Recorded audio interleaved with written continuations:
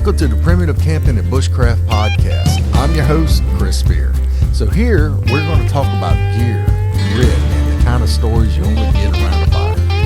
It's all about learning, adapting, and keeping your faith strong.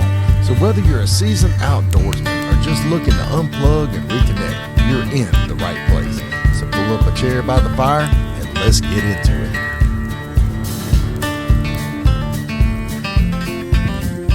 Welcome back to the Primitive Camping and Bushcraft podcast. My name's Chris Spear, and today we're going to go over a few things. A few days ago, I asked a simple question in the Facebook group. Do you baton wood? That was it. That was a simple question. But like most simple questions in the woods, it opened up to be a much bigger discussion. So some folks said that they baton wood all the time. Some said that they never baton their wood and never will. And some said a real bushcraft knife ought to be able to take it. Others said if you're beating your knife with another stick, you brought the wrong tool. And honestly, I really comprehend both sides. I see what everybody's trying to say. But anyway, today I really wanted to go over this question. So, welcome to the show. It looks like it's fixing to rain. It's about 900 degrees outside and 1,000% humidity. It is about 2 o'clock in the afternoon, and everybody's like, why are you doing it at 2 o'clock in the middle of the day? Well, I don't have an opportunity to do it anywhere else. So, once you get past all the arguing, the real question about batoning your wood is not, is batoning good or is batoning bad? The real question is, why are you batoning wood in the first place? I'm not going to have any kind of knife internet drama. I'm not loyal to any knife brand. I have my preferences, but I'm not not loyal, I guess. And I'm not trying to prove that your knife is tougher than somebody else's. So I have my knife that I use, and I use it for what I use it for, and everybody uses their knife for what they use it for. And this can be a very, very long discussion. So you have ones that say, I baton every trip. Every trip I go on, I baton. And these are usually the people who see batoning as normal. It's a normal part of their fire prep. They use their knife as a splitting tool. That's what they do. And especially for whenever they're doing kindling and getting ready for like stoves or wood burning stoves or the such. And you got smaller than wrist size type pieces of wood that you cut with your folding saw or bow saw or buck saw. And for them, it's just part of the rhythm of their camp. I personally believe that I am one of those. I could fit into two of these categories today, but I could fit into the category of I baton every trip. But then there is another category of I never baton. I never baton my wood. So let's slow down. What is batoning your wood for those newcomers listening that don't understand it? So essentially what you're doing is you're taking a mallet or a stick and you are using it to beat your knife through another stick, usually wrist size or smaller, and I go over all that inside my book, Primitive Camping and Bushcraft. But you're splitting the wood to get to the drier stuff on the inside, or you're splitting it down to make it smaller, and you're working on a cooking fire or something like that with a wood burning stove or something, or you just need smaller kindling to start a fire. All right, so batoning is using your knife to split wood. The first camp is people that baton every time they go into the woods. The second camp, or the second group of folks, is going to be the never baton at all. Never baton group. These group of individuals never use their knife to split firewood at all. Now, these folks, they see it as abusing their tool. They see it as they are abusing their knife. That their argument is usually, you carry an axe for this, you carry a hatchet, you carry a saw, or just get better fuel. All right, that's their pretty much their stance as far as the debate within this Facebook group topic. That was the stance of all these individuals. Now, I poured over all the comments. I read through every single one of them, and I'm really seeing a bunch of different groups within this one group. And it's crazy to see, because unless you sit there and read through every comment, you got new people all the way up to people that's done it for 20, 40 years, 30, 40 years, 50 years in some cases. So these folks are not entirely wrong. A knife is not always the best tool for splitting your wood. And that's something that we should get back to a little bit later. A knife is not the best tool for splitting your wood. It will work. It will do what you need it to do when you need it to do it. But it is not the best choice. So anyway, the third camp is probably where I land the most, or where the majority of you folks listening to this will land the most. It depends on what's going on. Do you have wet wood? Do you have cold weather? Are you limited on your tools? Do you need drier inner wood? Do you have dry ground? Do you have plenty of pencil and thumb-sized sticks?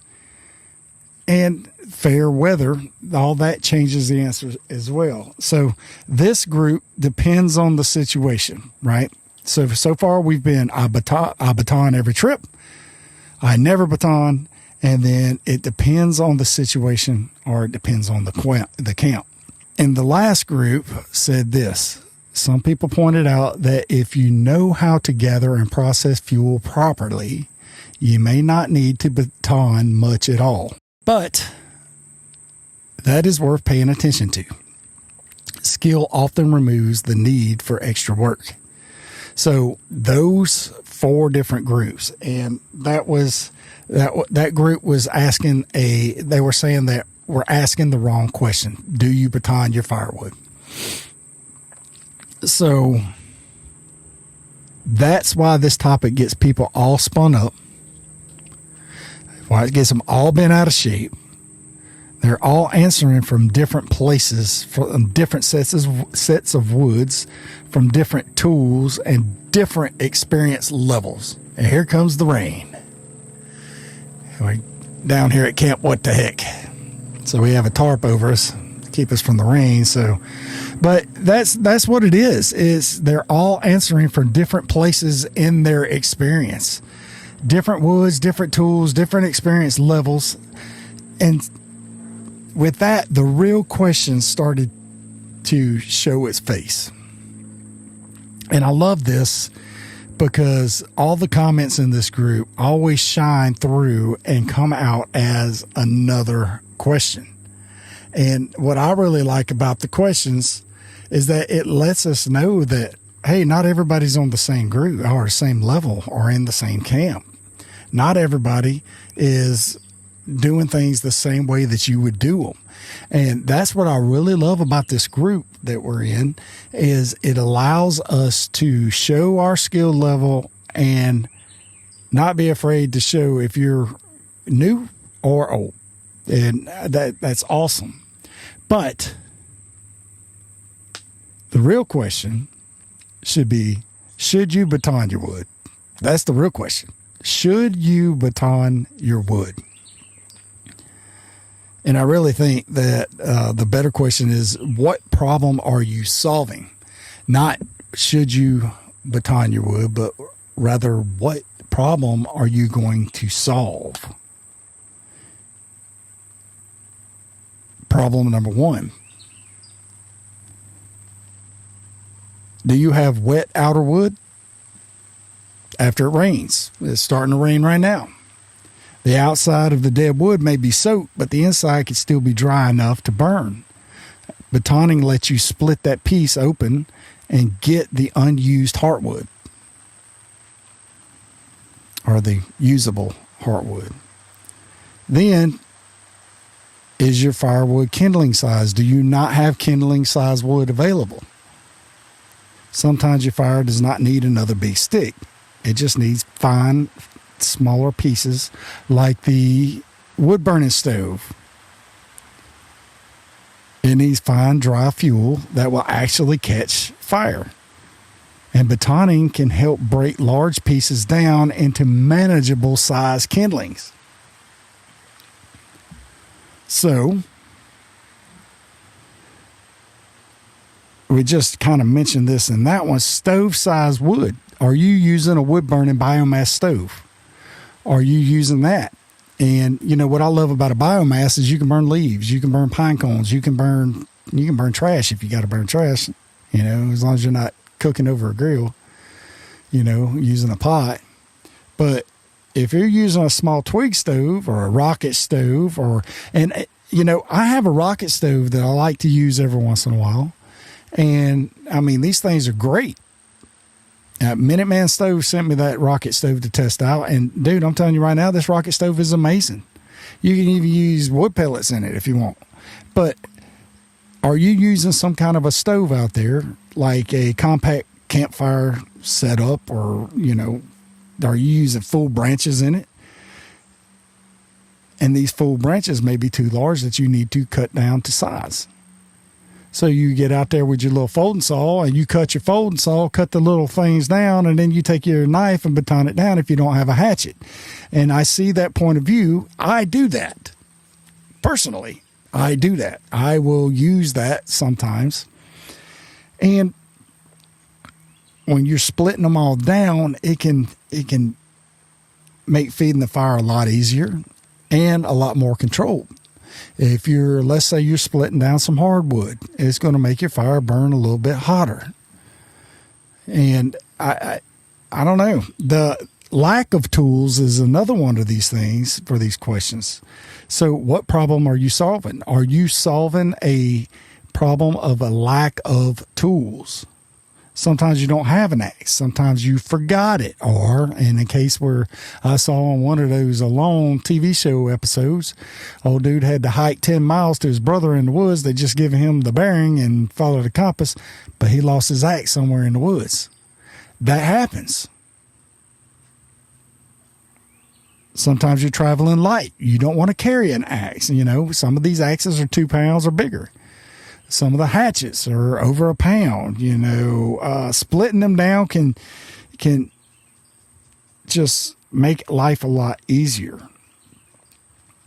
And once you get to the point where you don't have the tools to actually split it, batoning is a viable option, and it is a practical answer.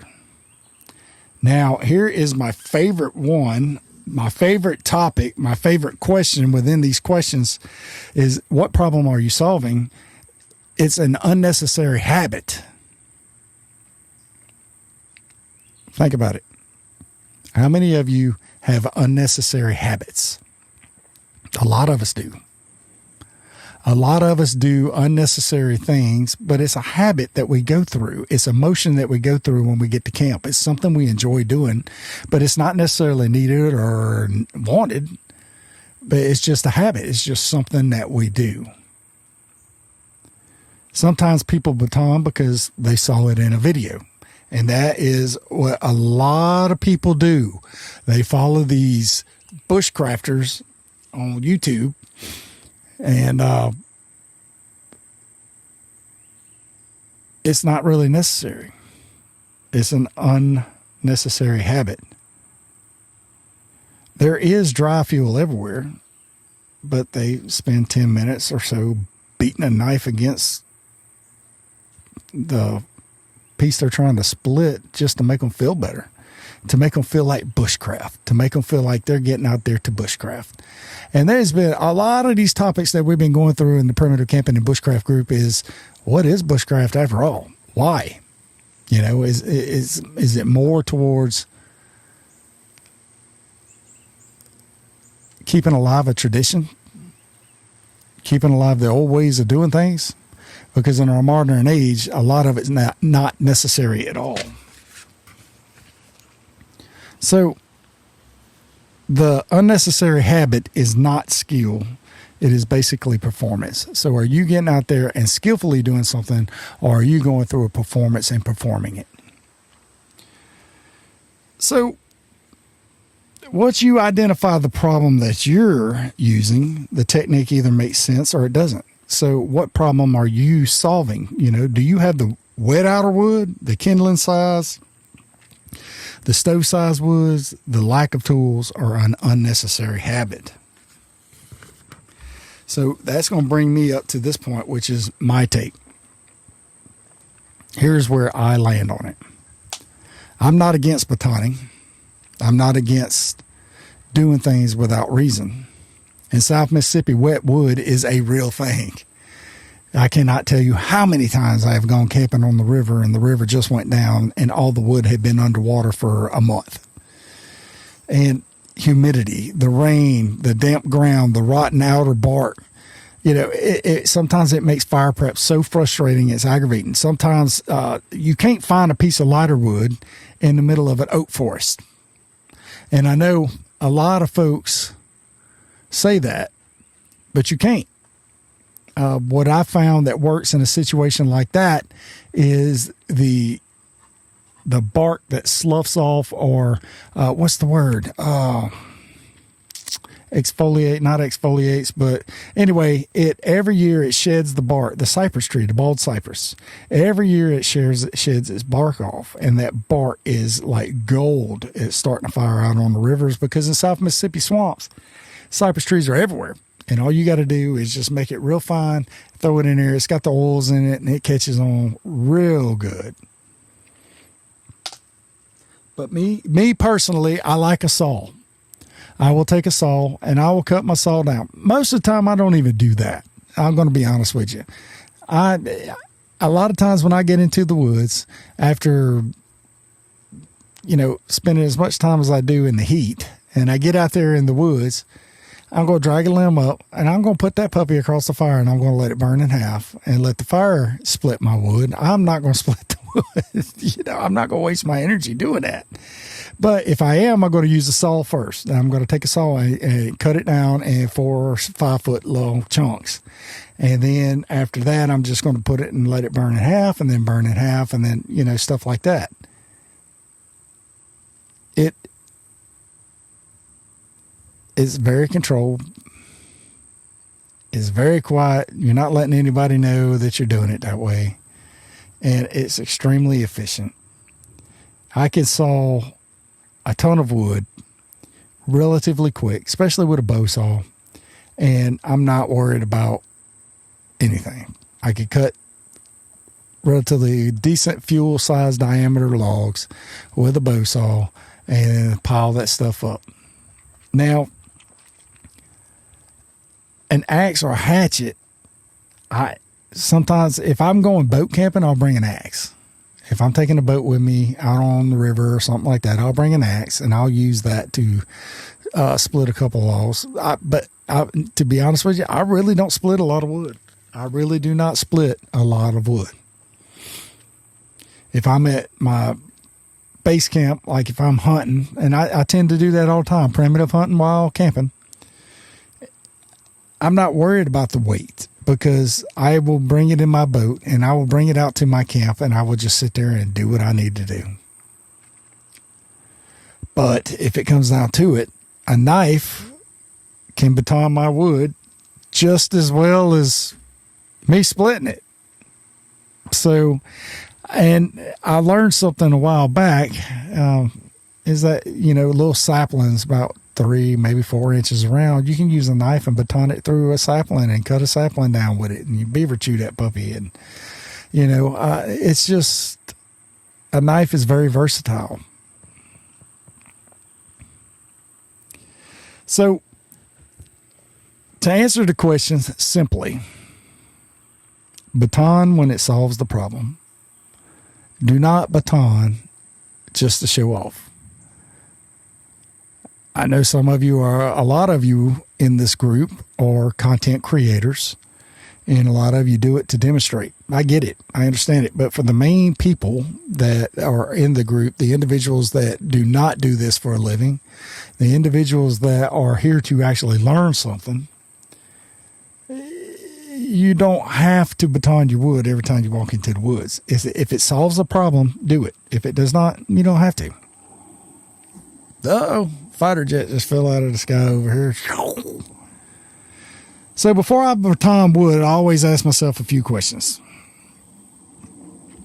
And this is like a real quick subconscious type thing. It's not me just sitting there, okay, let me break out the checklist.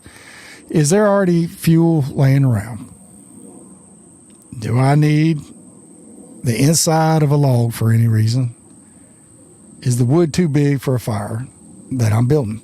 And I've never met a fire that the wood was too big, other than like a twig stove or biomass stove or something to that effect. When I get out into the woods, the bigger, once you get a good set of coals, you got a big old log, that's less wood that you got to continuously put onto that fire. Just being honest. Especially overnight, I usually save my larger logs for overnight. And that way I have a nice bed of coals to cook breakfast on in the morning. So if there's plenty of firewood around me, I'll go gather my firewood first. And I tend to do this when I get to somewhere. I'll get my firewood before I start setting up my camp. I'll designate where I want my fire, and I'll start piling firewood up left and right. Then once I feel like I got enough firewood for that evening, not for an entire trip, but for that evening, then I'll start setting up my camp, and then I'll start a fire and I'll start cooking. If I'm outside and it's wet and I need wood that's dry on the inside to start a fire, then yes, I'll baton some wood and I'll feather stick it down. But what I found with a lot of the wood here is once you get that stuff, a couple of sticks, feather stick like that, and you start a fire, it dries out the relatively small stuff real quick. And you will be amazed at how quick it really dries out that wet wood whenever you stack it up. And I'll stack it up in a TP fashion, and it dries that wood real fast, and it just starts slowly burning. And that works for me. That is how I do things. That is my order of operations right there. So wet wood is the strongest argument for batoning your firewood. A small cooking fire, you don't need huge chunks of firewood, because basically when you're cooking, you're going to cook on coals majority of the time. And rake some of them coals to the side. If you need to throw a couple logs on there to heat up a little bit real quick or whatever, if you're trying to boil some water or whatever, yeah, that's fine. But the majority of the time, you're just going to be cooking over coals anyhow.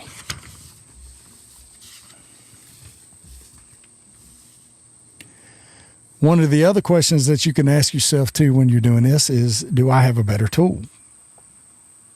Do you have a saw available? Do you have an axe available? Do you have a hatchet available? Do you have a better tool for doing what it is that you need to be done? Or can my knife handle this? And you look at some of this wood, like a big old chunk of hickory. Hickory's hard to split. Sweet gum is impossible to split. You're not going to split a piece of sweet gum with a knife. I can't say impossible. I've done it, but it's hard. Sweet gum pops and crackles all night and don't even burn efficiently. But sweet gum is going to be very hard to split, especially with a knife. And I know some of you folks got something like that in your neck of the woods to where you have that problem as well. There's always a type of wood that is harder to split, and you know to stay away from it with your knife. Am I doing this reason just for the camera? Am I splitting this wood just for the camera, or can I just throw it on the fire and let it burn in half and keep doing it that way? I'll be honest with you, I don't even do it just for the camera, not even for all my spare outdoors content. I do not do it just for the camera. There's a verse in Proverbs that says, wisdom is the principal thing. And that applies here more than people may think. Wisdom is not just knowing a technique. Wisdom is knowing when to use it. A wise person is not going to force one answer onto every situation. A wise person is going to pay attention to the conditions when you get out into the woods. Is it wet? Do you need to split this? Are you going to be wise about what tools you need to use? Do you need to use your knife to do that? A wise person uses the right tool when you have it. A wise person does not let pride make the job harder.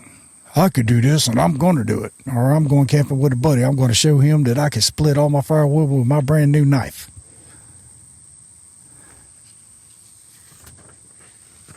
Because when you get out into them woods, pride is going to break gear and waste energy. Wisdom is really going to get your fire going and get your firewood collected and all that good stuff. Are you going to get out into the great outdoors? And are you going to use the tools that is available to you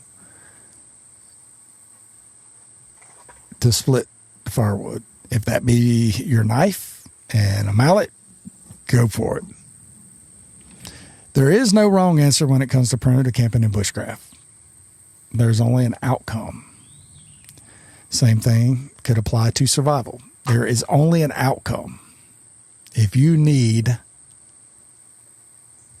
a certain outcome, then go for it. Do what you got to do to make it work. So this week, here is my challenge. Next time you go to camp, next time you reach for your knife to split some wood, stop for a second and ask, am I solving a real problem? That thunder's kicking. Next time you go to your camp, ask yourself, am I solving a real problem? Do I need dry inner wood? Do I need smaller kindling?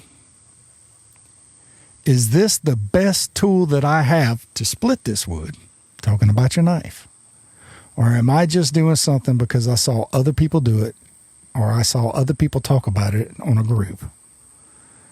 And that question really, really, really does matter. Bushcraft is not about proving how tough your knife is, because you're going to be out of a knife. I can promise you. Eventually, you're going to be out of a knife if you keep running it through that wood. The woods do not care whichever camp you were in of all those groups of 5 individuals. The woods don't care. They only care, the woods only cares whether your fire gets lit. And actually, the woods don't even care if your fire gets lit. But it comes down to it, it's the television of the woods for you. It's warmth for you. It's safety for you. It's cooking your food safely for you. Boiling your water safely for you. Start to see the connection. A fire equals safety, whether it be from your food, from your warmth, from your water. And if you have to use your knife to split wood, to safely drink some water, to keep you alive, it's worth it. Plain and simple. So, hey, thank you so much for joining me on this. I really do appreciate everyone that comments, likes, follows, and shares. If you like it, share it. Swing by Amazon, pick up a copy of the book, Primitive Camping and Bushcraft. Join the Facebook group, Primitive Camping and Bushcraft. And follow me on Spear Outdoors on YouTube. I'll see you next time. And remember, in all your ways, acknowledge Him, and He shall direct your paths. God bless you.